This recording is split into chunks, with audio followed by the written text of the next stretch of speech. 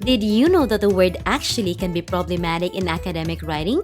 Here are a few reasons why. First, it can sound like a filler word, which can make your writing sound weak or uncertain. Take a look at this sentence. I was actually searching for facts to support my opinion. If we remove the word actually, the sentence becomes stronger. I was searching for facts to support my opinion. Second, the word actually can make your writing sound like you're contradicting yourself. Let's say you wrote, I actually don't agree with Miller's statement. The word actually negates the word don't, which make it sound like you agree with Miller's statement when in fact you don't. To fix this, you can simply write, I don't agree with Miller's statement.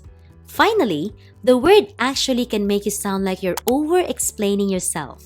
For instance, the teacher was actually upset with a student's behavior. Let's remove the word actually.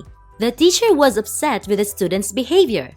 Without the word actually, the sentence is simpler and more direct. Another problematic word that you might want to avoid in your writing is very. In this video, we'll explore why the word very should be avoided in English writing.